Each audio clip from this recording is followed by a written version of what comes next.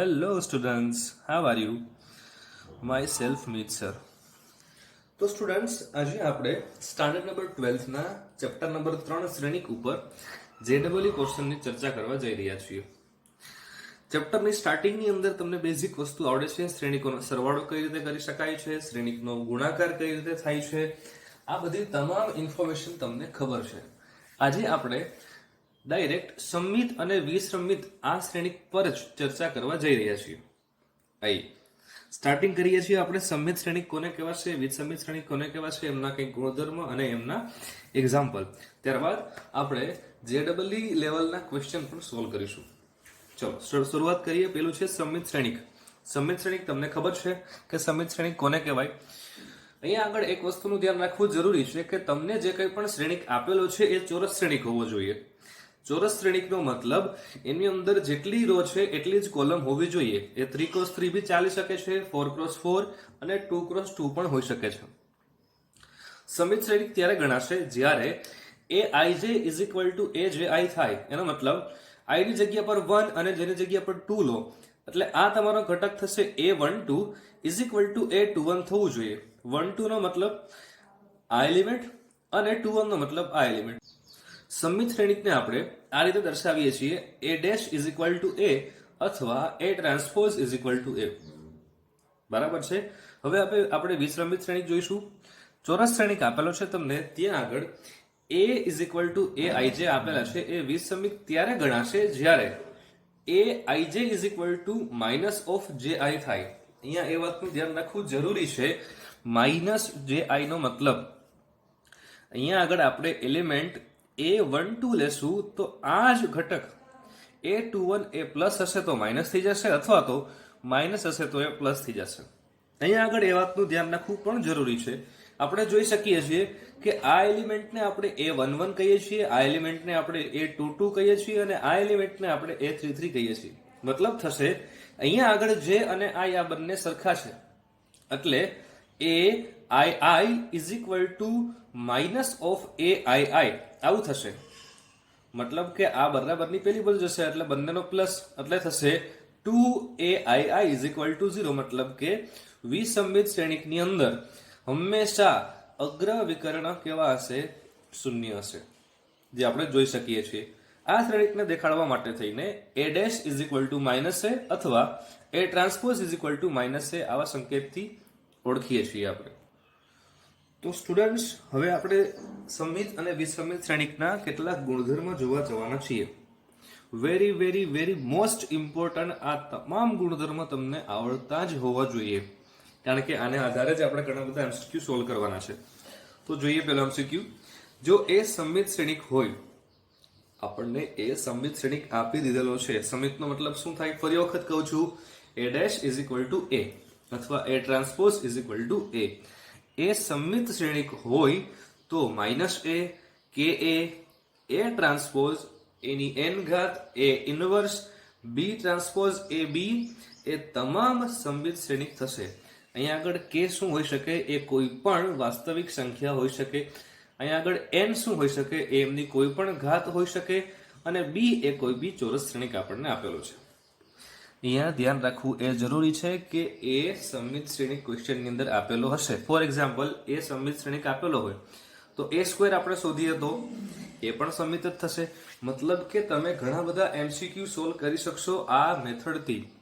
તમને એ સંમિત શ્રેણિક આપેલો છે, પ્રશ્નમાં પૂછેલું છે માઇનસ a કેવો થશે, તો આપણે આખો દાખલો ગણીને પછી આપણે જવાબ આપીશું કે એ સંમિત શ્રેણિક થશે. પરંતુ ડાયરેક્ટ જ આપણને અહીંયા યાદ રહેવું જરૂરી છે કે એ ટ્રાન્સપોઝ, એની n ઘાત, એ ઇનવર્સ કે કંઈ પણ આમાંનું કોઈ પણ હશે તો તમારો જવાબ એ સંમિત શ્રેણિક જ આવશે. હવે પોઈન્ટ નંબર 2 જોવા જઈએ છીએ કે જો એ વિસંમિત શ્રેણિક આપેલો હોય તો a રેઝ ટુ 2n નો મતલબ એની યુગ્મ ઘાત. યુગ્મ ઘાતનો મતલબ 2, 4, 6, 8 આવી કોઈ બી ઘાત એની થશે તો તમારો જવાબ થશે સંમિત શ્રેણિક. અને કોઈ પણ અયુગ્મ ઘાત થશે તો તમારો જવાબ થશે વિસંમિત શ્રેણિક. અહીંયા આગળ યાદ રાખવું જરૂરી છે, n belongs to capital N. Capital N નો મતલબ થશે એ નેચરલ નંબરમાંથી સંખ્યા તમે લઈ શકશો. n ની કિંમત, નેચરલ સંખ્યાનો મતલબ પ્રાકૃતિક સંખ્યા. n ની કિંમત અહીંયા આગળ 1, 2, 3, 4 આ રીતે મુકાશે. એટલે ખબર પડી આપણને કે જો યુગ્મ ઘાત હશે તો એ કેવો શ્રેણિક બનશે? સમિત. અને જો અયુગ્મ ઘાત હશે તો એ કેવો શ્રેણિક બનશે? વિસમિત. ચાલો પોઈન્ટ નંબર 3 જોઈએ. કે એ, જ્યાં કે એ કોઈ પણ વાસ્તવિક સંખ્યા છે એની સાથે ગુણાકાર કરતા તમારો શ્રેણિક એ વિસમિત જ રહેશે. આ જ રીતે બી ટ્રાન્સપોઝ એ બી, એનો જવાબ પણ વિસમિત શ્રેણિક જ રહેશે. તો અહીંયા આગળ યાદ એક જ પોઈન્ટ રાખવાનો છે. કયો? કે અગર તમને એ વિસમિત શ્રેણિક આપેલો છે અને એનો કોઈ પણ સ્ક્વેર કરીએ છીએ કે એની 4 ઘાત કરીએ છીએ કે એની 6 ઘાત કરીએ છીએ, એટલે કે એની કોઈ પણ યુગ્મ ઘાત કરીએ છીએ, તો અને માત્ર તો જ એ સમમિત શ્રેણિક ગણાશે. રાઈટ? પોઈન્ટ નંબર 3 જોઈએ. જો એ અને બી એ બે સમમિત શ્રેણિક આપેલા હોય છે, એનો મતલબ એ અને બી આ બંને સમમિત છે, એટલે એવું કહી શકાય કે એ ટ્રાન્સપોઝ ઇઝ ઇક્વલ ટુ એ અને બી ટ્રાન્સપોઝ ઇઝ ઇક્વલ ટુ બી. આપણે આવું લખી શકીએ. હવે જોઈએ પોઈન્ટ નંબર એ પ્લસ બી અથવા એ માઇનસ બી અને એ બી પ્લસ બી એ સમમિત શ્રેણિક થશે. આ પરિણામ તમે જાતે પણ સાબિત કરી શકો છો. ફોર એક્ઝામ્પલ તમને અહીંયા એક પરિણામ સાબિત કરીને સમજાવું છું. ફોર એક્ઝામ્પલ તમને આપેલું છે એ બી પ્લસ બી એ. આપણે આમના માટે ચકાસીએ. આપણને ખબર છે એ ટ્રાન્સપોઝ ઇઝ ઇક્વલ ટુ એ છે અને બી ટ્રાન્સપોઝ ઇઝ ઇક્વલ ટુ બી છે. તો એ બી પ્લસ બી એ કેવો શ્રેણિક થશે? આપણે અહીંયા આગળ ટ્રાન્સપોઝ લઈ લઈએ તો શું થશે કે એ બી ટ્રાન્સપોઝ પ્લસ બી એ ટ્રાન્સપોઝ આવું થશે. એટલે કે આને લખાશે બી transpose A transpose plus A transpose B transpose.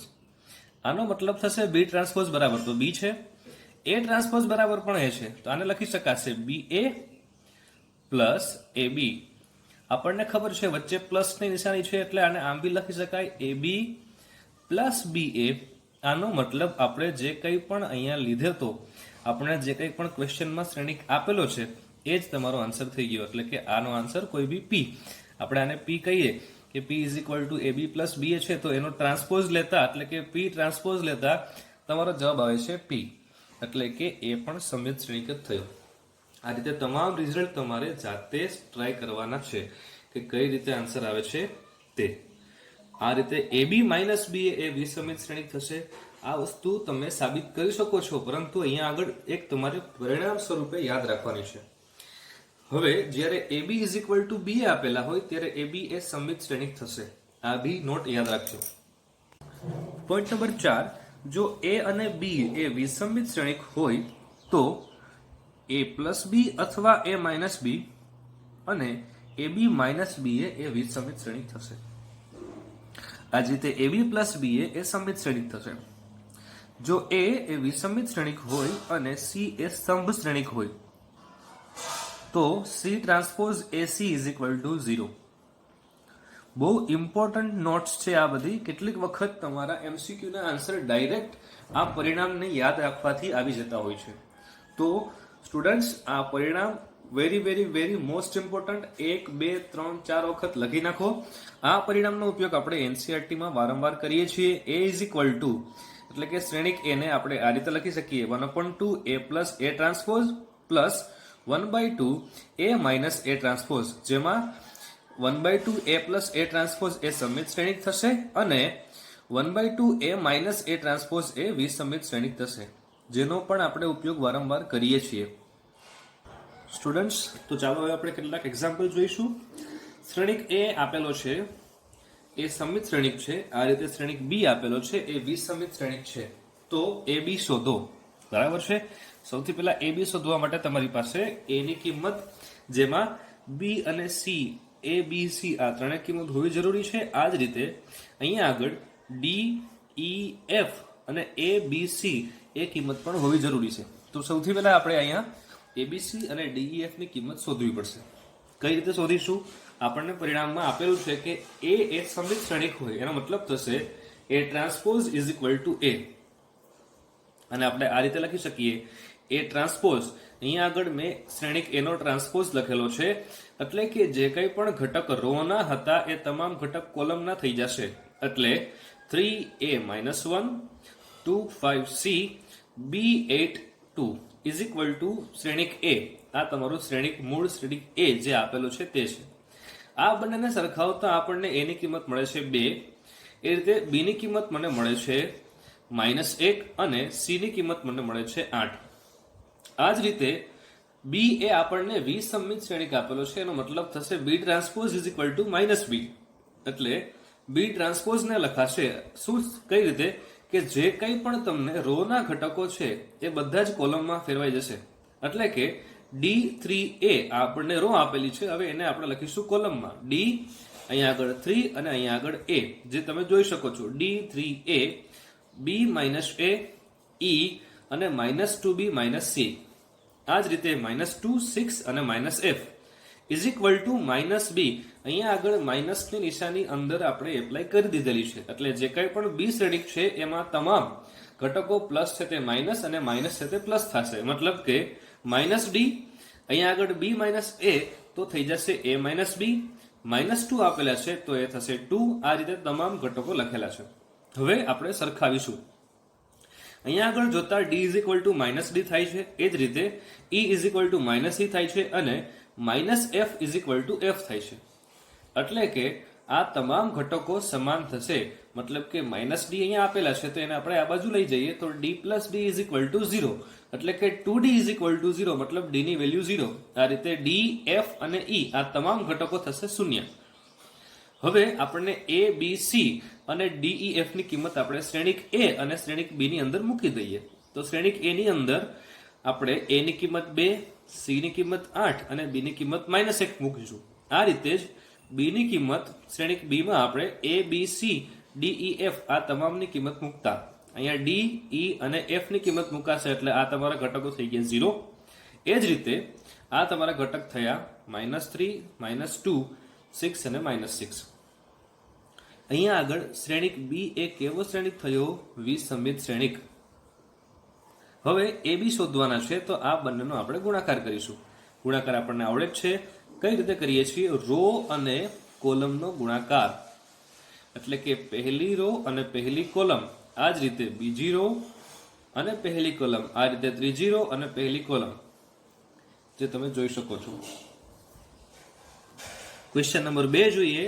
a, b, c અને d એ વાસ્તવિક શ્રેણિકો છે, જ્યાં a, b, c અને d એ ચોરસ હોવા જરૂરી નથી. એટલે કે એ આપણને કોઈ પણ રો મેટ્રિક્સ એટલે કે હાર શ્રેણિક આપેલો હશે અથવા તો કોલમ મેટ્રિક્સ એટલે કે સ્તંભ શ્રેણિક પણ હોઈ શકે છે અને લંબચોરસ શ્રેણિક પણ હોઈ શકે છે, જ્યાં a transpose is equal two b, c, d, b transpose is equal two c, d, a અને c transpose is equal two d, a, b અને d transpose is equal two a, b, c આપેલા છે. અને શ્રેણિક s is equal two આપણને કીધેલું છે a, b, c, d. તો s³ શોધો, એટલે કે s ની 3 ઘાત શોધો. આપણને ખબર છે કે s ની 3 ઘાત નો મતલબ s નો 3 વખત ગુણાકાર.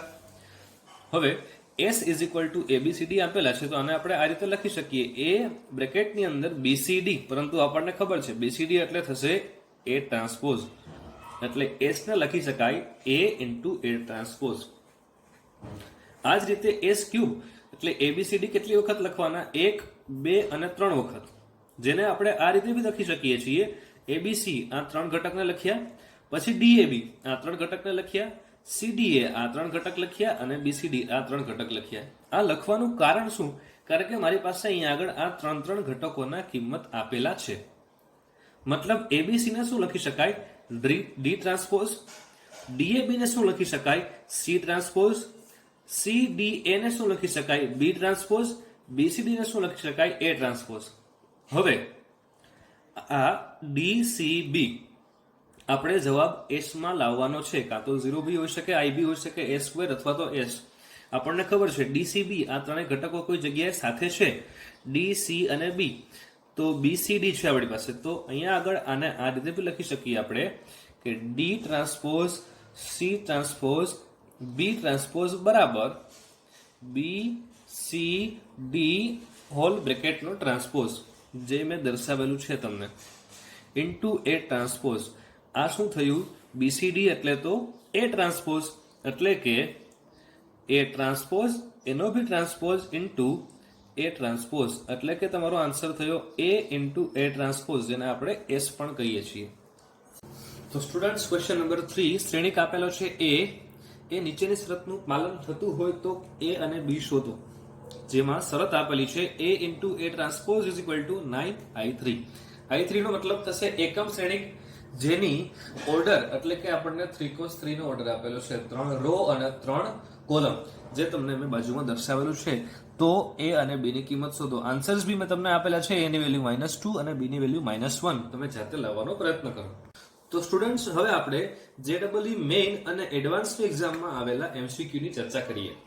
ક્વેશ્ચન આપેલો છે, x અને y એ 3x3 શૂન્ય ન હોય તેવા વિસંમિત શ્રેણિકો છે અને z એ 3x3 શૂન્ય ન હોય તેવો સંમિત શ્રેણિક છે. તો નીચેનામાંથી કયો શ્રેણિક એ વિસંમિત શ્રેણિક છે? આપણે દરેક ઓપ્શન ચકાસવા પડશે. આ સવાલ JEE એડવાન્સ એક્ઝામ 2015 માં પૂછાઈ ગયેલો સવાલ. ચાલો, આપણને ખબર છે કે x અને y વિસંમિત છે, મતલબ x transpose is equal two -x અને y transpose is equal two -y અને z ટ્રાન્સપોઝ એ સંમિત શ્રેણિક હોવાના કારણે ઇઝ ઇક્વલ ટુ z રહેશે. આપણે ઓપ્શન એ ની ચર્ચા કરીએ. આપણને આપેલું છે y ની 3 ઘાત z ની 4 ઘાત માઇનસ z ની 4 ઘાત y ની 3 ઘાત, અને આપણે p લઈએ છીએ. શા માટે? હવે મારે એમનો આખાનો ટ્રાન્સપોઝ કરવો છે, તો હું લખું છું p transpose is equal to આમનો ટ્રાન્સપોઝ માઇનસ આમનો ટ્રાન્સપોઝ. હવે ટ્રાન્સપોઝના આપણને રૂલ ખબર છે. શું થશે કે જે પાછળનો ઘટક છે એ આગળ આવી જશે અને આગળનો ઘટક છે એ પાછળ જતો રહેશે, એટલે થશે z ટ્રાન્સપોઝની 4 ઘાત, આ રીતે y ટ્રાન્સપોઝની 3 ઘાત માઇનસ y ટ્રાન્સપોઝની 3 ઘાત અને z ટ્રાન્સપોઝની 4 ઘાત. આપણને નિયમ યાદ છે, તમને જે નોટ્સ લખાવેલી આગળ, કે જો x અને y એ વિસંમિત શ્રેણિક હોય તો અને માત્ર તો જ જો યુગ્મ ઘાત હશે તો એ બનશે સંમિત શ્રેણિક, અને જો અયુગ્મ ઘાત હશે તો એ બનશે વિસંમિત શ્રેણિક. એટલે કે આ 4 ઘાત છે એનો મતલબ યુગ્મ ઘાત થઈ, તો એના કોઈ પણ નિશાનીમાં ફરક પડશે નહીં, એટલે કે z ની 4 ઘાત એઝ ઇટ ઇઝ. પણ અહીંયા આગળ 3 ઘાત છે, એટલે કે જે અયુગ્મ છે, અયુગ્મ હોવાના કારણે એ થઈ જશે માઇનસ, એટલે અહીંયા લખેલું છે માઇનસ. પ્લસ, હવે આપણે અહીંયા જોઈએ પ્લસ કઈ રીતે આવ્યા, કારણ કે y ની 3 ઘાત છે એટલે એ અયુગ્મ છે, અયુગ્મ હોવાના કારણે એ વિસંમિત થશે, મતલબ આગળ નિશાની આવશે માઇનસની.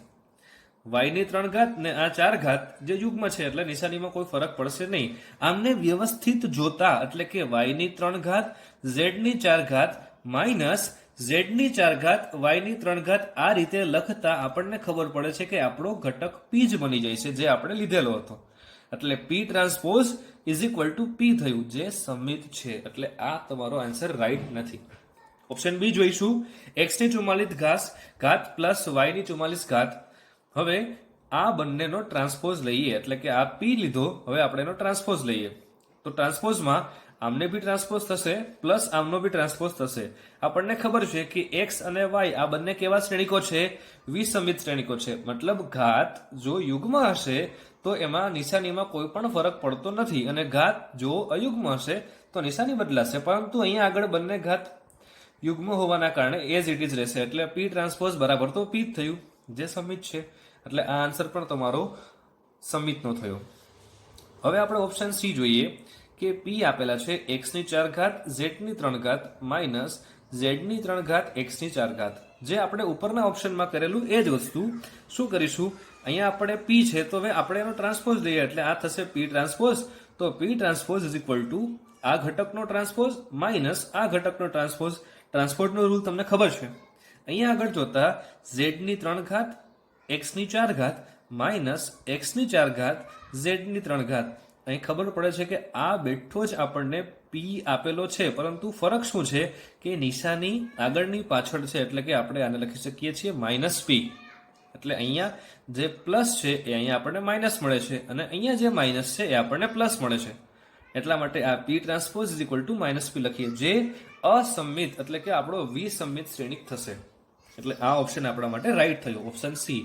ઓપ્શન ડી એક વખત જોઈ લઈએ કે x ની 23 ઘાત પ્લસ y ની 23 ઘાત. હવે આપણે એનો ટ્રાન્સપોઝ લઈશું. આપણને ખબર છે કે ઘાત અયુગ્મ હોવાના કારણે શું થશે, એની નિશાની એટલે કે આગળ માઇનસ થઈ જશે.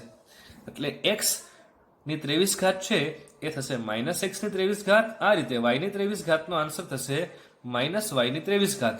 એટલે કે આ તમારો જે કંઈ પણ p થયો એ માઇનસની સાથે બહાર આવશે. આને આ રીતે બી લખી શકાય કે -x⁻³ પ્લસ y⁻³ આ આપણે જે p ધારેલો છે તે છે, એટલે કે p transpose is equal two આપણને p મળ્યો, મતલબ એ પણ વિસંમિત શ્રેણિક છે. તો યાદ રાખજો સ્ટુડન્ટ્સ, જે એડવાન્સની એક્ઝામમાં અમુક ક્વેશ્ચન એ ટાઈપના આવે છે જેમાં મલ્ટિપલ કરેક્ટ આન્સર, એટલે કે એક કરતા વધારે આન્સર સાચા હોય, જે આ પ્રકારના એમસીક્યુ છે. ઓપ્શન સી અને ઓપ્શન ડી બંને આન્સર રાઈટ છે આ એમસીક્યુ માટે. Very very most important question, તમને સમજ પડી હશે. હવે જોઈશું આપણે નેક્સ્ટ એમસીક્યુ. આ પણ જે એડવાન્સ એક્ઝામ 2013 માં પૂછાઈ ગયેલો ક્વેશ્ચન છે. જોઈએ, m અને n એ કોઈ 3x3 શ્રેણિક છે તો નીચેનામાંથી કયું વિધાન ખોટું છે તે લખો. એડવાન્સનો ક્વેશ્ચન છે, મલ્ટિપલ કરેક્ટ આન્સર છે, એનો મતલબ એક કરતા વધારે આન્સર રાઈટ હોઈ શકે છે. તો આપણે દરેક ઓપ્શન ચકાસવા ફરજિયાત છે. ચાલો આપણે option number A, B, C, D એમ વારાફરતી ચકાસીએ. ઓપ્શન A છે, જો m એ સમમિત અથવા વિસંમિત શ્રેણિક હોય તો n ટ્રાન્સપોઝ m n એ સમમિત અથવા વિસંમિત થાય. એટલે કે જો m એ સમમિત હશે તો આનો આન્સર સમમિત આવતો હશે, અને m એ જો વિસંમિત હશે તો આન્સર આવશે વિસંમિત. હું બંને કેસ લઉં છું અહીંયા આગળ. અગર આપણે m એ સમમિત છે એવું લઈએ તો લખાશે m transpose is equal two m, એટલે કે આપણને જે p, આપણો આ p છે, બરાબર છે, તો આ p અને હું p કહું છું, એનો ટ્રાન્સપોઝ લઈએ તો થશે n transpose m n transpose whole transpose. ટ્રાન્સપોઝમાં જ્યારે ટ્રાન્સપોઝ કરતા હોય ત્યારે આપણને રૂલ યાદ છે કે આખા ઘટકો બદલાઈ જશે. જે છેલ્લો ઘટક છે તે પહેલા લખાશે, વચ્ચેનો ઘટક એઝ ઇટ ઇઝ, અને પહેલો ઘટક છે તે છેલ્લા લખાશે. એટલે કે n નો ટ્રાન્સપોઝ m ટ્રાન્સપોઝ n ની ઉપર એક ટ્રાન્સપોઝ તો હતો જ, આ સેકન્ડ ટાઈમ જે આ આપણને ટ્રાન્સપોઝ લાગતા એ n એઝ ઇટ ઇઝ રહેશે. હવે આપણને ખબર છે કે m એ સમમિત શ્રેણિક છે, મતલબ m transpose is equal two m જ થવાનું. એટલે કે અહીંયા આગળ m ટ્રાન્સપોઝને આપણે m જ લખી શકીએ છીએ, જે તમારો p જ બની ગયો. એક વખત જુઓ, p આપણને આપેલો હતો n ટ્રાન્સપોઝ m n, અહીંયા એ જ બની ગયું, એટલે p ટ્રાન્સપોઝ બરાબર p, એટલે કે આ સમમિત શ્રેણિક થયો. હવે જોઈએ કે m આપણે વિસંમિત લઈએ છીએ તો આન્સર વિસંમિત આવે છે કે નહીં. તો આપણે m વિસંમિત લઈએ તો m transpose is equal two -m થશે. સેમ ટુ સેમ એ જ પ્રોસિજર, આપણે ટ્રાન્સપોઝ લેતા આપણને મળશે હોલ બ્રેકેટનો ટ્રાન્સપોઝ. ટ્રાન્સપોઝનો રૂલ આપણને યાદ છે કે છેલ્લા ઘટક છે એ પહેલા ટ્રાન્સપોઝ થશે, વચ્ચેના ઘટકનું વચ્ચે, અને પહેલા ઘટકનું લાસ્ટમાં ટ્રાન્સપોઝ થશે. તો લાસ્ટમાં ટ્રાન્સપોઝ થતા એની ઉપર બે વખત ટ્રાન્સપોઝ છે, એટલે કે n ટ્રાન્સપોઝ આખા બ્રેકેટની ઉપર ટ્રાન્સપોઝનો આન્સર આવશે n. આપણને ખબર છે m ટ્રાન્સપોઝ બરાબર તો -m થશે, એટલે કે આને લખાશે -n ટ્રાન્સપોઝ m અને n, એટલે p transpose is equal two -p મળ્યો. આપણને ઓપ્શન m સમમિત હોય તો આપણને આ સમમિત મળ્યું, અને વિસંમિત હોય તો આમનો આન્સર વિસંમિત આવ્યો, એટલે આ ઓપ્શન તો રાઈટ છે. હવે ઓપ્શન બી જોઈશું. m અને n સમમિત શ્રેણિક છે અને mn -nm એ વિસંમિત શ્રેણિક છે. m અને n સમમિત શ્રેણિક છે એટલે m' is equal two m અથવા n' is equal two n. હવે આપણે આમને વિસંમિત શ્રેણિક બતાવવાના છે. જો વિસંમિત થશે તો આ ઓપ્શન સાચો થશે, એટલે કે રાઈટ છે. પરંતુ આપણે તો એ ચેક કરવાનું છે ને કયો જવાબ ખોટો છે તે. તો ચાલો જોઈએ, આમનો ટ્રાન્સપોઝ લઈશું, એટલે આમનો આખાનો ટ્રાન્સપોઝ, પછી સિંગલ ટ્રાન્સપોઝ. આપણને ટ્રાન્સપોઝનો રૂલ યાદ છે કે જે પહેલા ઘટક છે એ છેલ્લે જશે અને છેલ્લે થઈ એનું પહેલા ટ્રાન્સપોઝિશન થશે. એટલે અહીંયા થશે n transpose m transpose minus m transpose n transpose. n ટ્રાન્સપોઝને આપણે લખી શકીએ છીએ n, m ટ્રાન્સપોઝને લખીએ છીએ આપણે m, એ જ રીતે અહીંયા.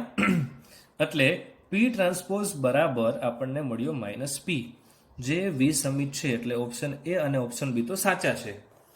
હવે ઓપ્શન સી જોઈએ કે એ સાચું છે કે ખોટું.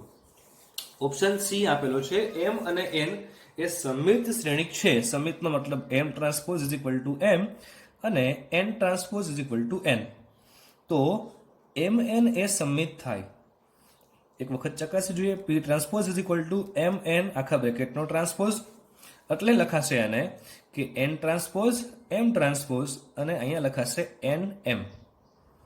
હવે nm અને mn માં ફરક છે કે નહીં, તો હા, ઘણો બધો ફરક છે. આપણને ખબર છે કે AB is equal two BA થવું જરૂરી નથી હંમેશા. એટલે આપણે લખી શકીએ કે જ્યારે MN is equal two NM થાય ત્યારે સમમિત ગણાશે, માટે આ વિધાન ખોટું છે. એટલે આ આપણે જે ખોટું વિધાનનો આન્સર લખવાનો છે એ આ એમાંનો આપણો રાઈટ આન્સર થશે. ઓપ્શન ડી એક વખત ચેક કરી લઈએ.